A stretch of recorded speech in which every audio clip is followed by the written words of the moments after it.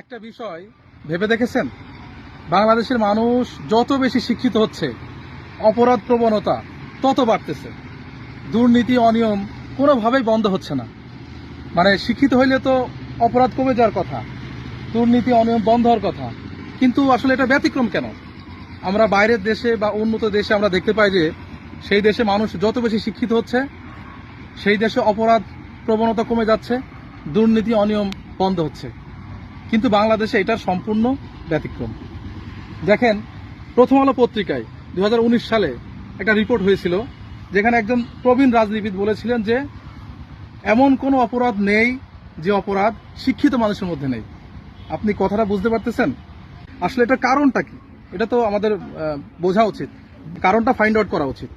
এই ক্ষেত্রে আমি বাংলাদেশের যে পাঠ্যপুস্তক, বর্তমান পাঠ্যপুস্তক, এখানে কিছুটা দায়ী করতে চাচ্ছি যে এই পাঠ্যপুস্তক বাংলাদেশের অপরাধ কমে যাওয়ার ক্ষেত্রে, দুর্নীতি অনিয়ম বন্ধ হওয়ার ক্ষেত্রে যথেষ্ট নয়।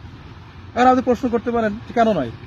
এখানে যদি এই দুর্নীতি অনিয়ম বা অপরাধ প্রবণতা বন্ধ করতে হয়, তাহলে এখানে ধর্মীয় মূল্যবোধের জায়গা দিতে হবে। এই পাঠ্যপুস্তকে ধর্মীয় মূল্যবোধের জায়গাটা দিতে হবে।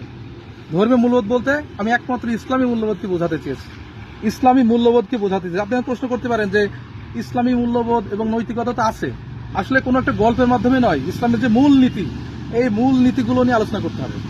ইসলামের মূলনীতি বলতে আমি বলতে চাচ্ছি যে ইমান, ইসলামের যে আকিদা, ইসলামের যে তাওহীদ একত্ববাদ, এবং ইসলামের যে আল্লাহ তাআলার আইন, এই জায়গাগুলোকে স্পষ্ট করতে হবে এবং এইগুলোর উপযুক্ত ব্যাখ্যা বাংলাদেশের পাঠ্যপুস্তকে ইনক্লুশন করতে হবে, অন্তর্ভুক্ত করতে হবে। এবং যেটা করতে হবে, আরেকটা সবচেয়ে মূল কাজ, সেটা হচ্ছে আল্লাহর প্রতি মানুষের যে ভয়, এই জায়গাটা তৈরি করতে হবে।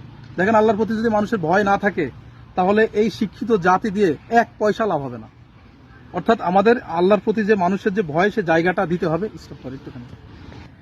আল্লাহর প্রতি যদি মানুষের ভয় না থাকে, তাহলে সে মানুষের অনুপস্থিতিতে সে পাপ কাজ করবে।